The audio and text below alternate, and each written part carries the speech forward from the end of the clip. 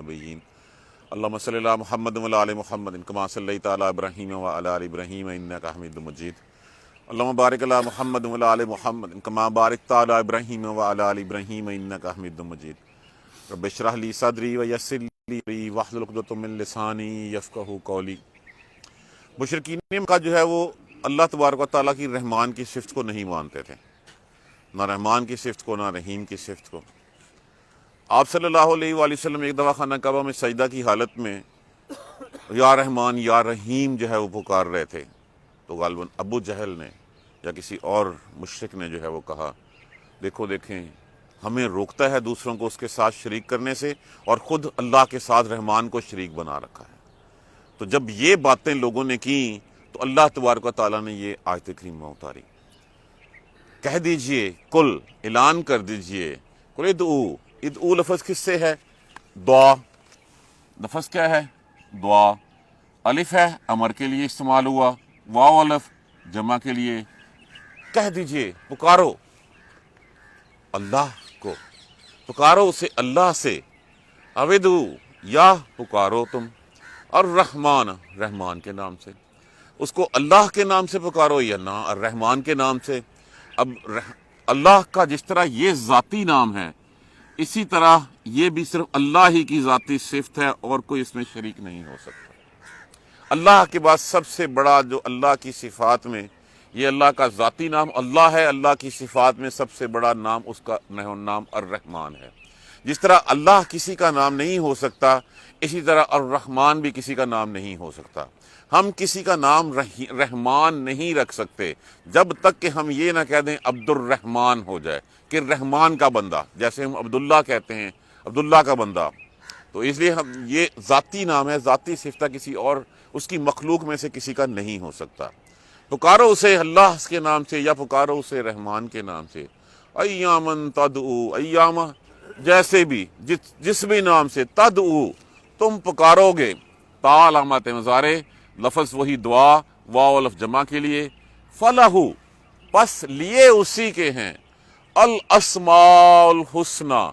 अस्मा लफ्ज़ किससे है? इसम से। इसम का माना क्या होता है? नाम।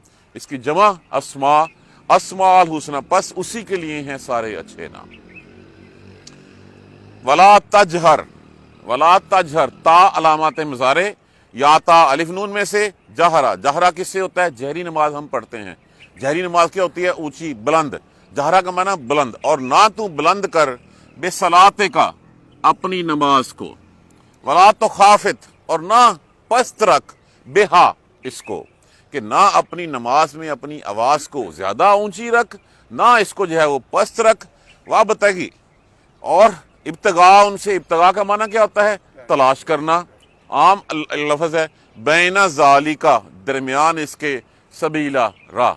ना ऊंची आवाज में करो, ना नीची आवाज में करो, बल्कि दरमियान की राह इख्तियार करो।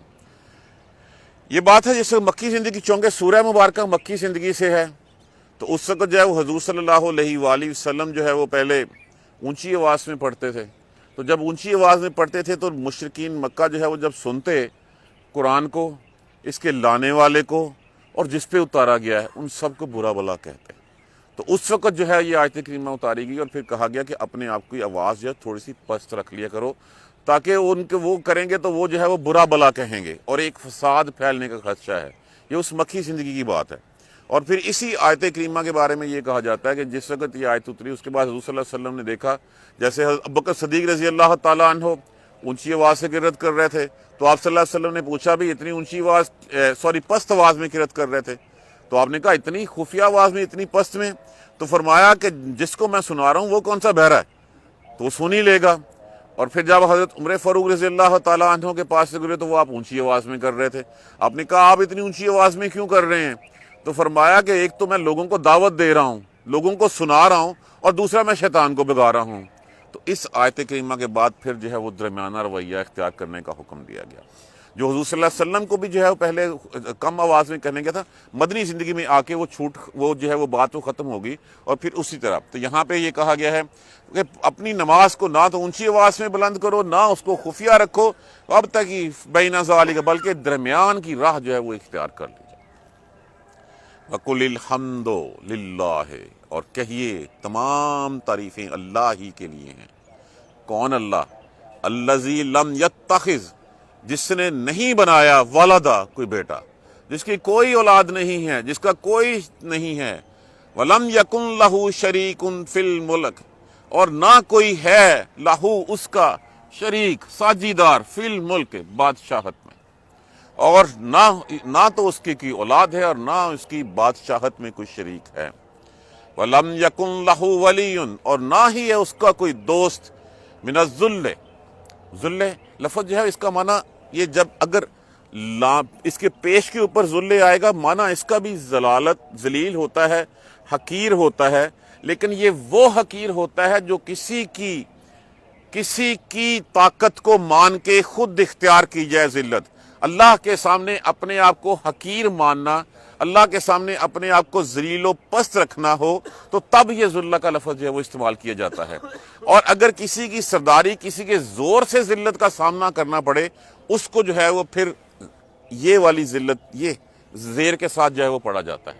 یہ ڈیفرنس، ایک وہ جو خود اختیار کی جائے ذلالت، خود جو ہے وہ اپنا عاجزی پن شو کیا جائے، اس لیے کہ جس کے سامنے ہم کر رہے ہیں وہ بڑا ہے، وہ طاقتور ہے، وہ سب کچھ ہے، اس کے سامنے اپنے آپ کو حقیر ثابت کرنا۔ اور یہ دوست کیوں بنائے جاتے ہیں؟ نارملی دوست بنائے جاتے ہیں، دوست کی بات مانی جاتی ہے، اور یہ ضرورت اس کو ہوتی ہے جو کم تر ہوتا ہے، جو یہ سوچتا ہے کہ آج میں اس کے کام آیا ہوں، کل یہ میرے کام آئے گا، ہو سکتا ہے کہ یہ فلاں جگہ پہ ہے، یہ فلاں میرے لیے کام آ جائے۔ تو یہ دوستی، تو اس لیے یہاں فرمایا گیا ہے وَلَمْ يَكُنْ لَهُ وَلِيٌّ مِّنَ الذِّلِّ، نہیں ہے اس کا کوئی دوست بھی حقارت کی وجہ سے بھی، حقیر ہونے کی۔ وَقَبِّرْهُ، اور بیان کر تکبیرہ، اس کی بڑائی بیان کر، اس کی بڑائی جو ہے وہ کبیرہ، یہ بھی باب تفعیل سے ہے جس کا معنی ہوتا ہے بڑا ہونا، بڑائی بیان کرنا، تکبیرہ، اور اس کی تکبیرات بلند کرتا رہے، بڑائی جو ہے وہ کرتا رہے۔ ہم نے تکبیر کس کو کہہ لیا ہوا ہے؟ اللہ اکبر کو۔ اب اس کا مطلب یہ مت سمجھیے کہ صرف اللہ اکبر کہہ دیا تو میرا کام پورا ہو گیا، نہیں۔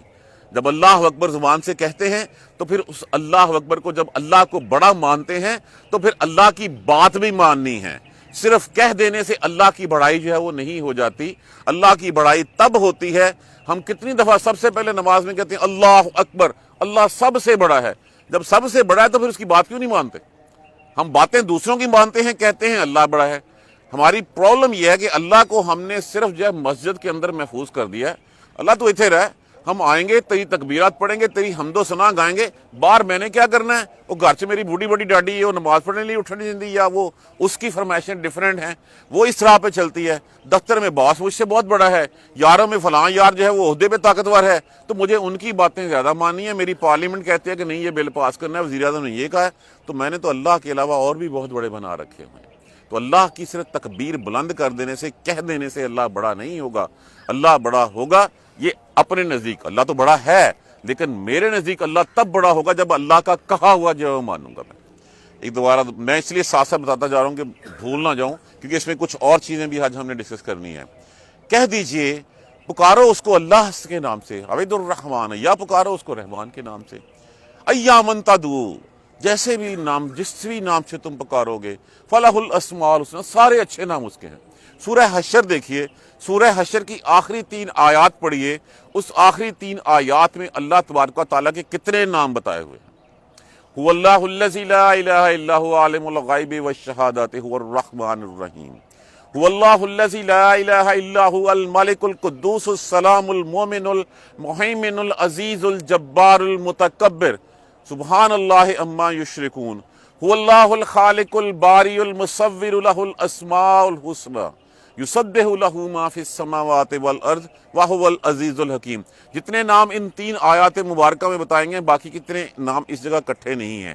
اور ان 3 آیات مبارکہ کی جو فضیلت ہے، ہے بسم اللہ السمیع العلیم من الشیطان الرجیم، یہ پڑھ کے 3 دفعہ اگر ہم یہ 3 آیات پڑھ لیں، 70,000 فرشتے جو ہے وہ انسان کی حفاظت پہ مامور ہو جاتے ہیں، اور وہ شام تک جو ہے وہ پھر اس بندے کی حفاظت فرماتے ہیں۔ شام کو پھر پڑھ لیا جائے، پھر 70,000 آ جاتے ہیں اور صبح تک حفاظت پہ مامور رہتے ہیں۔ تو کیوں نہ ہم یہ کلمات کتنے ہیں، کلمات 1 سے 2 منٹ میں یہ 3 آیتیں ہم 3 دفعہ دہرا سکتے ہیں. دہرائیں اور فرشتوں کو بھی کسی کام پہ لگائیں تاکہ وہ تمہاری حفاظت فرمائیں. اللہ تبارک و تعالیٰ کے پیارے نبی نے کہا ہے. تو اس کے بعد کی گنجائش یہ وہ 3 آیات ہیں جس میں اللہ کے سب سے زیادہ نام ہے. اللہ کو پکارو اس کے نام سے یا پکارو رحمان کے نام سے. جس بھی نام سے پکارو گے سارے نام اسی کے ہی اچھے ہیں. کسی کا نام عزا رکھا ہے ان لوگوں نے اور رب بنایا ہوا ہے. کسی کا نام جو ہے وہ الاف بنایا ہوا ہے. کتنے جو ہے وہ نام انہیں نائلہ رکھا ہوا ہے. کسی کا نام صاف رکھا ہوا ہے. کوئی منات ہے کوئی کیا ہے. اچھے نام اللہ ہی کے لیے ہیں. بس اسی کو جس بھی نام سے پکارو اسی وہ چاہے اللہ کو چاہے رحمان کو اسی کے سارے اچھے نام ہیں. جیسے بھی تم اس کو بلاؤ گے اچھے نام اسی کے ہی ہیں. اور فرمایا جس شخص کے دل میں سینے میں اللہ کے 99 نام جو کہے گئے ہیں وہ یاد ہوں اس کو سینے کو جو ہے وہ دوزخ کی آگ نہیں جلا سکے گی. اور 99 نام کتنے ہیں سورہ اعراف میں ہم اس کی ڈیٹیل پڑھ چکے ہوئے ہیں. 1-1.5 منٹ لگتا ہے صرف ان کو روز دہرانے میں. شروع ہو جائیے اور جب پارٹیکولرلی دعا کیجئے تو اللہ کو اس کی 99 صفات سے یاد کر کے پھر دعا مانگیے. دیکھیے کیسے دعا فٹ کر کے قبول نہیں ہوتی. جب اس کو اس کی ساری صفات کے ساتھ یاد کیا جائے گا اس کے سارے نام پکارے جائیں گے سارے اچھے نام لے کے اللہ کو بلایا جائے گا تو اللہ تو کبھی اللہ کہتا ہے بندہ 1 ہاتھ بڑھتا ہے میں 2 ہاتھ بڑھتا ہوں. بندہ چل کے آتا ہے میں بھاگ کے آتا ہوں اس کی طرف. اور پھر اس کے بعد یہاں تک تو بات ہوگی اللہ کے ناموں کی. فلا تجہر اور پھر یہ بتا دیا گیا کہ اپنی نمازوں کو نہ تو اتنا اونچی آواز میں پڑھو اور نہ جو ہے وہ نیچی آواز میں پڑھو بلکہ درمیانی راستہ اختیار کرو. اگلی جو آیت کریمہ ہے اس آیت کریمہ کو جو ہے وہ اب کمپیئر کیجئے سورہ اخلاص کے ساتھ. پہلی بات میں کہا گیا قل الحمدللہ کہہ دیجئے تمام تعریفیں اللہ ہی کے لیے ہیں. کیا کس کے لیے ہیں تعریفیں؟ هو اللہ هو احد وہ جو ایک ہے. جب ہم نے اس کو ایک کہا تو اس کا مطلب ہے کہ ساری تعریفیں اسی کے نام پہ جو ہے وہ شامل ہو گئی. قل الحمدللہ کہہ دیجئے تمام تعریفیں اسی اللہ کے لیے ہیں. کون اللہ؟ الذی لم یتخذ ولدا جس نے کوئی اولاد نہیں بنائی اپنی. لم یلد ولم یولد نہ اس نے جنا نہ وہ جنا گیا. نہ اس کے کوئی اوپر ہے نہ کہ اس کے کوئی نیچے ہے. اللہ الصمد ولم یکن لہ شریک فی الملک اور نہ اس میں جو ہے اس کی بادشاہی میں کوئی شریک ہے. اللہ بے نیاز ہے. ہم جو کہتے ہیں کہ اللہ کے ساتھ جو ہے اب بے نیاز یا بادشاہت میں شریک کا کیا مراد ہے؟ عام کنسپٹ آج بھی ہمارے دیہاتوں میں جو پیر جو مولوی صاحبان دیتے ہیں کہ اللہ تک پہنچنے کے لیے اور مثال اتنی بھونڈی دی جاتی ہے کہ جس طرح کسی ڈی آئی جی کو ملنا تو پہلے جو ہے وہ محرر یا اس کے سیکٹری کو ملنا پڑے گا اپنی عرضی اس تک پہنچانی پڑے گی پھر وہ اس کے اوپر فیصلہ کرے گا. کیا اللہ محتاج ہے تمہاری دلوں کی خواہشات کو جاننے کے لیے؟ اللہ کی بادشاہت میں اللہ بے نیاز ہے. اللہ الصمد بے نیاز ہے کہ اس کو کسی شریک کسی ساجیدار کسی اسسٹنٹ کسی مشیر کسی وزیر کسی کی کوئی ضرورت نہیں ہے. وہ تمہارے دلوں کے حال کو پنپنے سے پہلے جانتا ہے کہ تمہارے دلوں میں خیالات کیا ہیں. تو ہم کیسے کہہ دیتے ہیں کہ اللہ تک پہنچانے کے لیے کوئی سفارش چاہیے ہمیں وہ اللہ تک پہنچا دے. دیکھیے آپ کے لیے ہم سب کے لیے جو سب سے بہتر ہمارے لیے خلوص کے ساتھ دعا کر سکتے ہیں ہمارے ماں باپ ہیں. ان سے بڑا کوئی پیر نہیں ہے. سب سے بڑی سنسیریٹی کے ساتھ جو دعا نکلتی ہے وہ ہمارے ماں باپ ہیں ماں باپ سے نکلتی ہے. اس کے بعد پھر دوسرے رشتہ دار آتے ہیں ہمارے لیکن پہلی سنسیریٹی کے ساتھ اللہ تبارک و تعالیٰ نے جو ماں باپ کا درجہ رکھا ہے ماں باپ سنسیئر ہو کے دعا کرتے ہیں. بلکہ میں آپ کو ایک حدیث سناتا چلوں. نارمل جس وقت ہم کسی کی عادت کرنے کے لیے جاتے ہیں تو بیمار شخص کہتا ہے میرے لیے دعا کیجیے. حضور صلی اللہ علیہ وآلہ وسلم ایک صحابی کے پاس گئے جو قریب المرگ تھا اور جا کے اس کی عادت فرمائی اور عادت فرمانے کے بعد اسے کہا کہ میرے لیے دعا کرنا.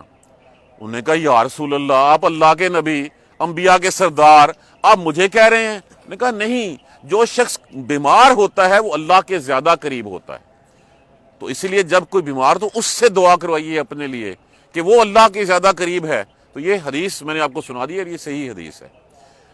تو پہلی بات قل هو اللہ تکبیر کہہ دیجئے کہ وہ اللہ ایک ہے. تو جب ہم نے قل الحمدللہ کہا تو یہ وہی بات ہوگی کہ اس تمام تعریفیں صرف اس ایک اللہ کے لیے ہیں. کون اللہ؟ اس کی آگے بتا دیا گیا الذی اس میں موصولہ واحد مذکر وہ جو لم یتخذ ولدا جس نے کوئی اولاد نہیں بنا. لم یلد ولم یولد اس کی نہ کوئی اوپر ہے نہ کوئی اس کے نیچے ہے۔ یہ جو بنا رکھا ہے، جنہوں نے اللہ کا بیٹا بنا رکھا ہے، اللہ کی بیٹیاں بنا رکھا ہے، اللہ کو تین میں سے ایک کر رکھا ہے، یہ سب شرک ہے، سب شرک ہے۔ اللہ کو دیکھیے، اولاد کس لیے ہوتی ہے؟ بڑھاپے میں کام آئے گی، میرا سہارا بنے گی، میری لاٹھی بنے گی۔ اللہ تو کسی چیز کی ضرورت نہیں ہے۔ ہر مخلوق اپنا وجود قائم رکھنے کے لیے اللہ کی محتاج ہے۔ اللہ کو اپنے قائم رکھنے کے لیے کسی کی کوئی ضرورت نہیں ہے۔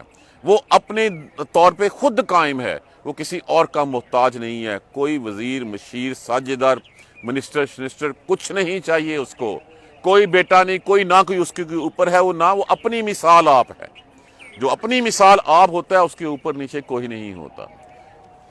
اور پھر کہا گیا وَلَمْ يَكُنْ لَهُ وَلِيٌّ مِّنَ الذُّلِّ، اور نہ اس کو حقیر ہونے سے کسی دوست کی ضرورت ہے، کہ دوست کس لیے ہوتا ہے؟ کہ میرے برے وقت میں کام آئے گا، آج میں اس کا کام کر دوں، کل میرا کام کر دے گا۔ تو اللہ کو اپنی سلطنت قائم رکھنے کے لیے کسی دوست کی بھی ضرورت نہیں ہے، کوئی ساجیدار نہیں چاہیے۔ اللہ الصمد وَلَمْ يَكُنْ لَهُ كُفُوًا أَحَدٌ، وہ بے نیاز ہے، وہ ایک ہی ہے، وہ یکتا ہے، اس کو کسی اب دیکھ لیجئے کہ یہ وہی باتیں ہیں جو ہماری سورہ اخلاص میں لکھی ہوئی ہیں، اور انہی باتوں کی نام جو ہے وہ توحید ہے۔ یہی توحید ہے جس کا سبق ہمیں جو ہے اس قرآن پاک میں دیا جا رہا ہے۔ اب سورہ مبارکہ شروع کس لفظ سے ہوئی تھی؟ دیکھیے، سبحان الذی اسریٰ، پاک ہے وہ ذات۔ کون سی ذات؟ جو اپنے بندے کو لے گئی، راتوں رات لے گئی مسجد الحرام سے مسجد اقصیٰ تک، اور اس کے ارد گرد جو زمین ہے، اور یہاں پہ ختم کہاں پہ ہو رہی ہے؟ وَقَبِّرْهُ تَقْبِيرًا، اور تو اس کی بڑائی بیان کرتا رہے۔ کس اللہ کی بڑائی بیان کرتا رہے؟ وہ اللہ جس کی نہ کوئی اولاد ہے، نہ کوئی اس کے اوپر نیچے ہے، نہ اس کی بادشاہت میں کوئی شریک ہے، کوئی ساجیدار ہے، اور نہ اس کا کوئی دوست ہے جس کی وجہ سے وہ دب جائے یا وہ چھوٹا ہو جائے۔ اس کی تکبیرات بیان کر۔ اور وہ تکبیرات دیکھیے یہ کتنا پیارا ہے۔ سب سے زیادہ قرآن پاک کا تذکرہ اس سورہ مبارک میں آیا۔ اس سورہ مبارکہ کا آغاز ہوتا ہے سبحان اللہ، اللہ کی تعریف کے ساتھ۔ اللہ دی پاک ہے وہ ذات جو لے گئی اپنے بندے کو، اور آخر پہ کہا گیا وَقَبِّرْهُ تَقْبِيرًا۔ تمام تفصیلات دینے کے بعد اس سورہ مبارکہ کا اختتام جو ہے اسی کی بڑائی بیان کرتا رہے۔ اب سبحان اللہ سے شروع ہو کے کبرہ تکبیرہ، اسی کی پاک ہے وہ ذات اور اسی کی بڑائی۔ درمیان میں اتنے سارے مسائل قرآن کے بارے میں، حضور صلی اللہ علیہ وسلم کے بارے میں، رسالت کے بارے میں، قرآن کے بارے میں باتیں ہوئیں، اور باتیں ہونے کی آغاز بھی اس کی بڑائی سے، اس کی تعریف سے ہوا، سورہ مبارکہ کا اختتام بھی اس کی تکبیرات سے ہوا۔ اب یہ تکبیرات ہم نے کیا کرنی ہیں؟ دیکھیے سب سے بھاری کلمات کیا ہیں؟ بھاری کلمات سبحان اللہ و بحمدہ سبحان اللہ العظیم۔ کتنی چیزیں ہیں جو اس میں جو ہے وہ سما گئی، کہ وہ کلمات جو کہنے میں ہلکے، وزن میں بہت ثقیل ہیں، بہت بھاری ہیں۔ لا حول ولا قوت الا باللہ۔ لیکن یہ سارے کلمات، تب ہماری انٹینشنز، تب ہماری ساری چیزیں پوری ہوں گی اگر ہم اس کی عملی تفسیر بنیں گے۔ اگر ہم اس کی عملی تصویر نہیں بنتے تو زبان سے ترانے گائے جانے سے، کروں میں سب کچھ وہی، سود بھی کھاؤں میں، شراب بھی پیوں میں، ہر وہ حرام کام کروں جس کے بارے میں منع فرمایا گیا ہے، اور پھر ساتھ میں جو ہے وہ نعرہ بھی لا دوں اللہ اکبر کا، تو پہلے تو مجھے اپنے دوغلے پن، اپنے منافقت پہ خود شرم آنی چاہیے کہ میں زبان سے کچھ کہہ رہا ہوں۔ منافق کی نشانیاں کیا ہیں؟ وہی بات، جب بات کرے تو جھوٹ بولے، وعدہ کرے تو وعدہ خلافی کرے، امانت دی جائے تو خیانت کر لے۔ مسلمان کے بارے میں تو کہا گیا ہے، رسول صلی اللہ علیہ وسلم سے پوچھا کسی نے، شرابی ہو سکتا ہے؟ ہاں کیا؟ ہاں ہو سکتا ہے۔ زانی ہو سکتا ہے مسلمان؟ کہا ہاں ہو سکتا ہے۔ ہم کہا جھوٹا ہو سکتا ہے؟ جھوٹا نہیں ہو سکتا مسلمان۔ اب ہم دیکھ لیجئے کہ ہم کہاں پہ کھڑے ہیں۔ ہم تکبیرات پڑھتے ہیں اللہ کی، اللہ اکبر، اور اس کے بعد پھر کھو جاتے ہیں کہ اچھا دکان پہ یہ کرنا تھا، فلاں یہ حساب ہوا، فلاں یہ ہوا، اور اللہ کو جو ہے وہ تکبیرات پڑھنے کے لیے بھی ہم نے اللہ کو مسجد تک محفوظ کر دیا کہ اللہ اس مسجد میں رہا، یہ تیرا گھر ہے، یہاں پہ آئیں گے، تیری تعریفیں بھی کریں گے، تیری تکبیرات بھی پڑھیں گے، باہر نکل کے پھر وہی کچھ کریں گے جو دوسرے میرے بڑے کہتے ہیں، جن کے نام کی میں مالا جپتا ہوں، میں انہی کے راستے پہ جو ہے چلوں گا۔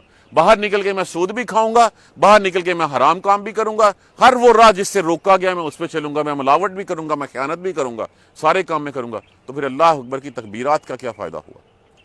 زبان سے تو کہہ دیا، جب تک ہم اس کا عملی نمونہ نہیں بنیں گے، جب تک ہم اپنے دلوں میں اس کو بٹھائیں گے نہیں، تب تک ہمارا راستہ جو ہے مکمل نہیں ہوگا۔ تب تک وہ سب کچھ جو ہے وہ جو ہمیں کہا جا رہا ہے، جو سبحان اللہ جی سے شروع ہوا اور کبرہ تکبیرہ، اب میں نے اگر سورت پڑھ لی ہے تو پھر اس سورت کی تب ہوگا جب میں ان چیزوں پہ اللہ کی بڑائی بیان کروں گا، اس کی ذات کی پاکیاں بیان کروں گا، مانوں گا کہ وہ تمام نقائص، تمام عیوب سے پاک ہستی ہے، اور وہ ہستی جس کا نہ کوئی اوپر ہے، نہ کوئی نیچے ہے، نہ کوئی ساجی دار ہے، اور اسی نے جس طرح وہ اپنی مثال آپ ہے، اسی طرح اس نے جو ہے وہ اپنی مثال آپ قرآن اتارا، اور قرآن اتارا خاتم النبیین، انبیاء کے سردار، اپنی مثال آپ محمد صلی اللہ علیہ وآلہ وسلم پر۔ یہ تین چیزیں اس سورہ مبارکہ میں تذکرہ فرمائی گئی۔ ہمیں خود دیکھنا ہے کہ ہم کہاں پہ کھڑے ہوئے ہیں۔ اللہ کی بڑائیاں بھی بیان کرتے ہیں، سب کچھ کرتے ہیں، جب تک ہم اپنی زندگیاں نہیں بدلیں گے، عملی طور پر بدلیں گے نہیں، تب تک ہمارے لیے جو ہے نا وہ مشکل ہے۔ کیا ہمارے سامنے رول ماڈل نہیں ہے؟ محمد صلی اللہ علیہ وآلہ وسلم کی ذات مبارکہ ہمارے سامنے نہیں ہے؟ اس ذات مبارکہ نے، اس ہستی نے ہر چیز جو کہی گئی تاکہ تم کل کو یہ نہ کہو کہ یہ تو جو ہے وہ کوئی کر ہی نہیں سکا، تو کر کے دکھا دیا گیا۔ کیا اس کے بعد صحابہ کرام نہیں ہیں؟ صدیق اکبر کی ذات مبارکہ نہیں ہے؟ عمر فاروق نہیں ہے ہمارے سامنے؟ لوگوں کو جو ہے وہ پتھر کی سلوں کے اوپر جو ہے وہ لٹا دیا جاتا، اور پتھر رکھ دیے جاتے سینوں کے اوپر اور گرم ریت کے اوپر، اور تب بھی وہ عہد کہا کرتے تھے۔ تو یہ ہمارے سامنے مثالیں موجود نہیں ہیں۔ ہمیں انہی کے پیچھے چلنا ہے، انہی کا راستہ اختیار کرنا ہے۔ اللہ تبارک و تعالیٰ کا لاکھ احسان، کروڑوں شکر اس کا، آج تشریح مکمل ہوئی سورۃ بنی اسرائیل کی۔ اللہ تبارک و تعالیٰ کی رحمتیں ہمارے ساتھ ہیں، ہمارے اوپر۔ اللہ تعالیٰ اسی طرح ہمیں استقامت نصیب فرمائے، اپنا رحم نازل فرماتا رہے۔ انشاءاللہ کل اس کی آخری 10 آیات ریویژن کریں گے، اور پرسوں سے سورہ کاف وہ سورت ہے جس کے بارے میں کہا گیا کہ ہر جمعے کو پڑھنی ہے۔ ہم انشاءاللہ یہ ڈسکس کریں گے کیوں پڑھنی ہے، اس میں کیا کہا گیا تھا، سورہ کاف کے نازل ہونے کی وجہ کیا تھی، اور پھر جو سوالات تھے یہود کے جو آپ صلی اللہ علیہ وسلم سے جو ہے وہ پوچھے گئے تھے، ان کا ڈیٹیل میں تذکرہ جو ہے ہم پڑھیں گے۔ ہم ذوالقرنین کے بارے میں بھی پڑھیں گے، اصحاب کاف کے بارے میں بھی پڑھیں گے، اور اس کے بعد جو ہے وہ حضرت خضر علیہ السلام کا قصہ بھی جو ہے وہ اسی میں آئے گا۔ اللہ تبارک و تعالیٰ ہمارے ساتھ ہو، اپنی رحمتیں ہمارے اوپر جاری رکھے۔ جزاک اللہ خیر۔ سبحانک اللہم و بحمدک، اشہد ان لا الہ الا انت، استغفرک و اتوب الیک۔ اعوذ باللہ من الشیطان الرجیم، بسم اللہ الرحمن الرحیم۔ الحمد للہ رب العالمین، الحمد للہ رب العالمین، الحمد للہ رب العالمین۔ اللہم صلی علی محمد وعلی آل محمد کما صلیت علی ابراہیم وعلی آل ابراہیم انک حمید مجید۔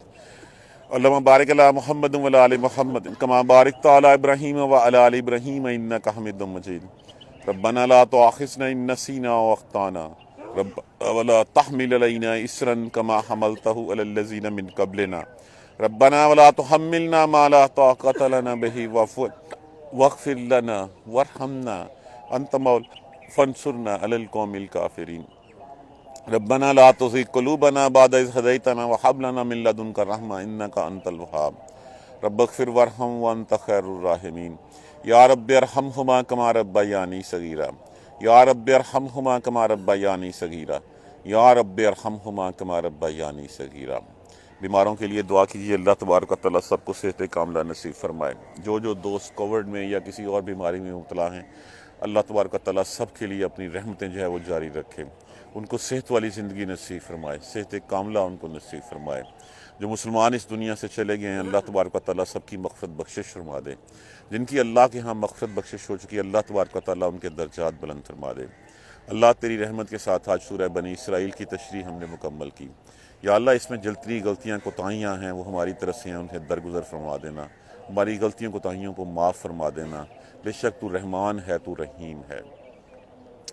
اللہم اہدنا الصراط المستقیم، اللہم اہدنا الصراط المستقیم، اللہم اہدنا الصراط المستقیم۔ اللہم اغفر لنا وارحمنا، اللہم اغفر لنا وارحمنا، اللہم اغفر لنا وارحمنا۔ ربنا تقبل منا انک انت السمیع العلیم وتب علینا انک انت التواب الرحیم۔ والحمد للہ رب العالمین، آمین یا ارحم الراحمین۔